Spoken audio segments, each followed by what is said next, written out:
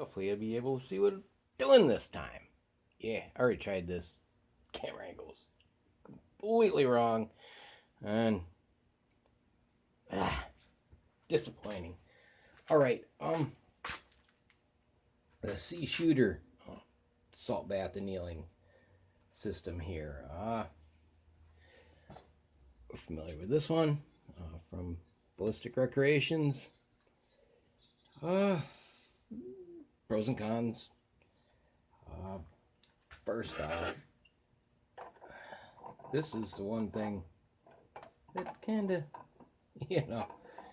could be improved. Where this just hangs right along this lip here and doesn't move. So if you set it in a position, it's not going to turn. This can actually cause it to do things. I use it for a little short bit. Like I said, I tried to film this before, and I didn't have any problems with it tipping or anything. But, say a case cocks over and you're pulling it, there's that potential. There's a little bit of play here. Tolerances were a touch tighter. That would solve some of that. It's not a big gap, but probably whatever is available to cut these. If it's not being CNC'd or plasma cut or whatever. I don't know. The smaller plate, being if it was the same diameter, would keep it from tipping. Like I mentioned in the last video, scallop it or some speed holes or something for the salt to flow when you put her in. Oh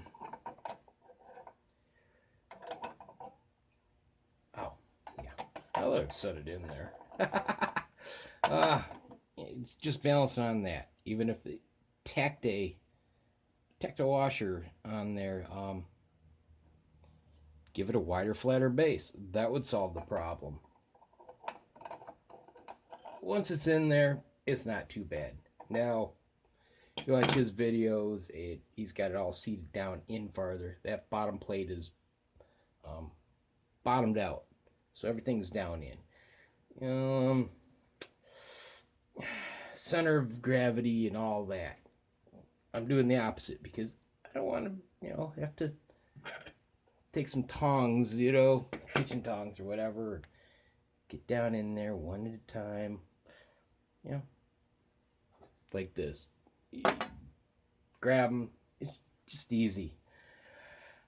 And like I mentioned, taking the nuts, there's one on each side of the plate.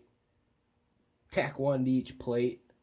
So you can put them in between. You don't have to get a wrench on there. You just need, a wrench on. Let's see if you can see that. Get a wrench on one. It would be much easier to adjust, much more user-friendly in that aspect. And these holes, like these are small caliber, mediums are nicely spaced, and your larger one should have, in my opinion, these two are really close together.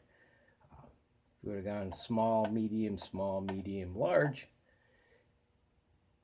you would have had that extra space in between, get a grip on. So it would be, easy enough to run two at a time, like with this. Now, benefit of this, you get this pin on each one. Keeps your brass from kicking around. It's just not going to move. And salt flow opening, which this one doesn't have those benefits. Now, I mentioned you can see where the thermocouple is. It's right where the neck of your case is, versus the one I bought from Ballistic Recreations went bad, but it's curved. It stops, and it only sticks out, I don't know, less than a quarter inch. And these feet hang about ½ inch off the bottom of there, so it's around a ½ inch or so off the bottom. But if you're using a regular one, it will slide right down through to the bottom. It goes out of frame. Angle of this, I'm having trouble seeing what I'm doing, so hopefully it's all good. Where that is right, where you're working, where you want it. So if the upper area of the saw is a little cooler than the bottom, you want to know the temp where that is. That is a benefit. Trying to remember what I covered in the last one. Because what I included in it, I covered everything. But the shooting angle sucked. So yeah, here I am again. Now, like Ballistic Recreations, they say 500C to 550C. Most people shoot for 500, which is 932 degrees Fahrenheit. 550 is 1022 degrees Fahrenheit, which is what CShooter recommends. He actually has, you can download paperwork testing he did and all this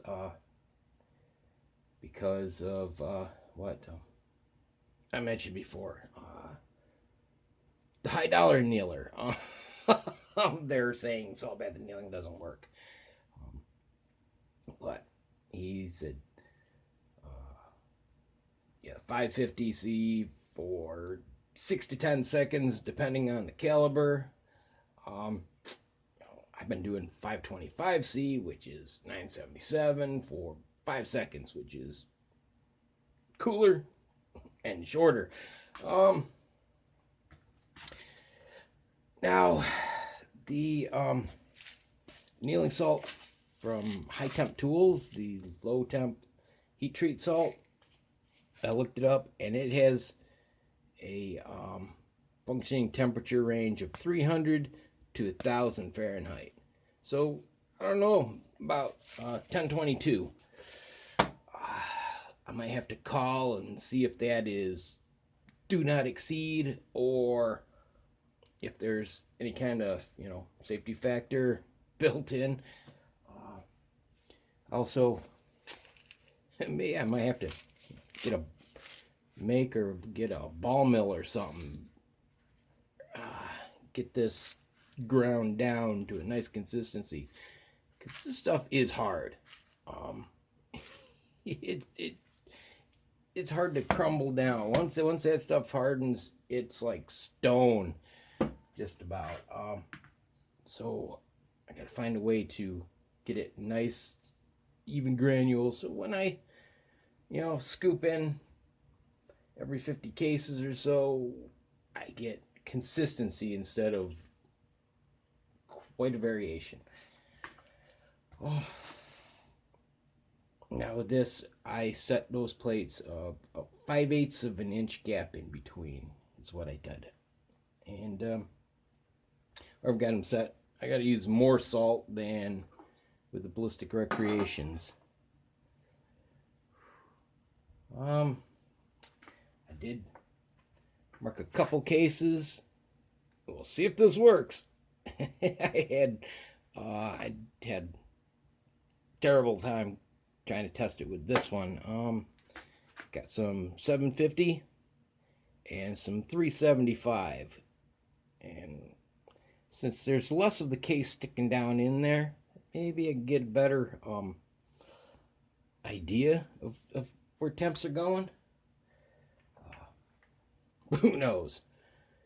Basically, I thought I had annealed all my brass, and then I found some that I hadn't, and Jug marked anneal next. So, yeah, um, I organized this place a bit more, and you know how it goes. You organize, and then you can't find anything. So, also, when I tried to first tried to film this, there was a portion where I couldn't get this thing up to temp. For the life of me, it would not hit 970. And I finally figured it out. I used this PID for lead too, and you have to tweak the P, I, and D settings in order for the salt in the 10-pounder to get up to temperature. It's amazing how sensitive things are. And basically, what happened a while ago, I ran auto tune for both pots and wrote down those settings, and I changed them, going back, and I forgot. I sat here, why won't it get up to temp? It's been running plenty long. I was so frustrated. Amazing. But anyway, I'm gonna have to set the metronome map. We're gonna have to listen to that annoying thing, but we'll see how this is. And we'll see if we can test the temp creep on there. All right, in a second. All right, I'm gonna do just my normal 5 seconds. See what happens. See how things look. Test a couple out. I found if you drop them straight in, they might flop over a little bit, but it's not too bad. Make sure I get it.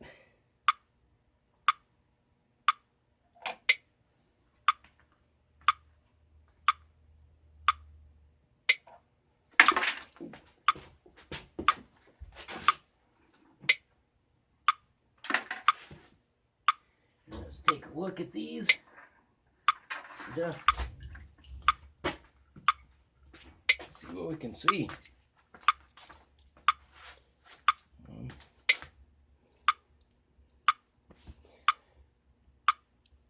Can definitely see the nail mark. I missed the bucket and it landed on my floor mat. Have to scrape that off, but these were cleaned recently. Shows right up. Sometimes they're so clean that you don't see anything, and other times it shows up beautifully. All the rhyme or reason behind it. These looked great when I took them out of the tumbler. But anyway, I'm going to use this to do these and see if we can find anything.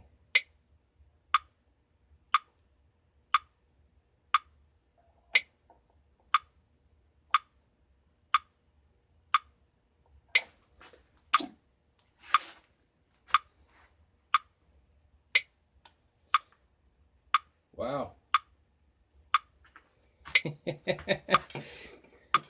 Not what I was expecting, and not what I usually saw when I did it with there. Stuff cranked right up there. In reality, I don't know.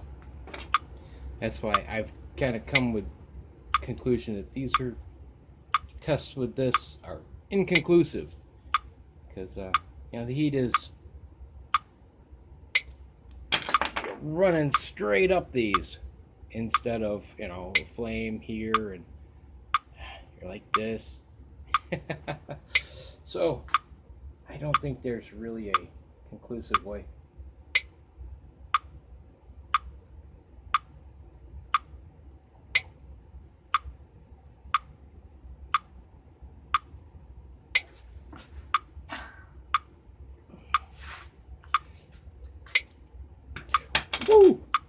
didn't cool it enough.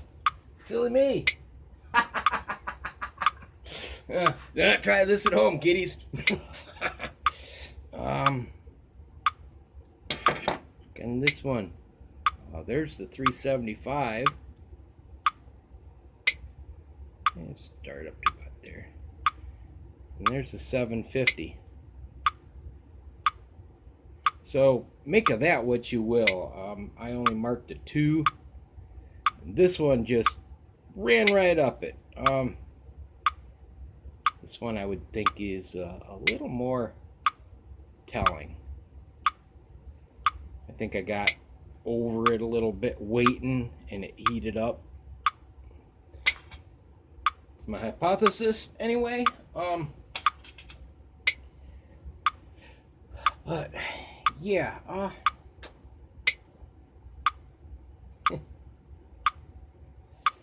oh boy, video I made before was a whole lot longer. Now I'm like, what am I forgetting? I'm not really thinking I'm forgetting anything. I have to review that one and roll in anything I forgot. Oh, one thing I do remember. Now, well, let me turn this off. Much better. Now, excuse me. When I first saw this on Cast Bullets, I don't know if it was like prototype stage. I'm not sure if they were even for sale yet, but the pictures didn't show underneath. All I could see was kind of this kind of view. So I could see this plate here and a little bit of this, but only through the holes, like, hey, there's the pins and but you couldn't really tell the spacing or anything. So I kind of, from stuff I had laying around, tried to cobble up my own little prototype. Just the materials were not conducive to salt. Basically, I had some sheet aluminum laying around and some odds and ends to bolt it together, and tried to mimic it. And well, interestingly enough, it's kind of a hybrid. It's more like this, but the method is put together, the bolting it together kind of thing is closer to that. The bottom plate doesn't have, this going on. Well, I was just, well, let me see if I can, kind of get something figured out. And then I realized I was going to need all stainless steel and, the plate part. That's probably where the cost comes, because, a bolt and a few nuts in stainless aren't that expensive. A few bucks. But yeah, I was kind of surprised how close what I came up with was. Well, I knew it was based on this, what little I could see, but that it was actually put together like that. And in reality, like another one of those top plates, if you could sandwich that in between those, it would keep the cases from, cocking sideways. That's another thought. But all these things, increase cost and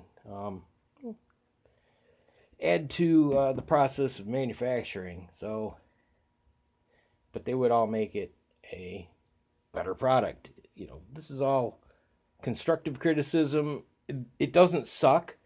It just could be better. That's all.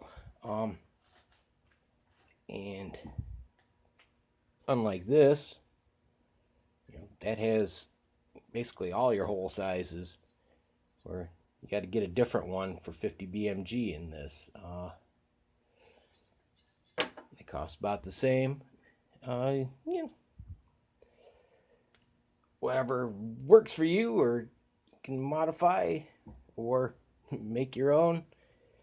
Like I say, the salt is the consumable versus propane.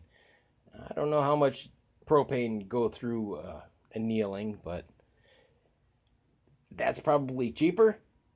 I think entry salt bath annealing, the entry is cheaper, I think, than the automated systems. And this is not automated, but it is more consistent. The temperatures are controlled. There's less setup as far as getting everything tweaked and burning brass because you got the flame a little too close, things like that.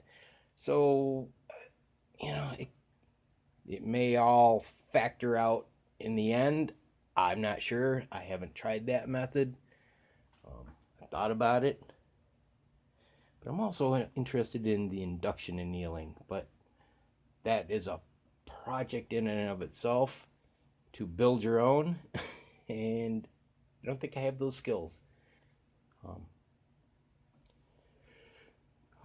Especially when you're programming an Arduino or something. I just can't code my way out of a text box.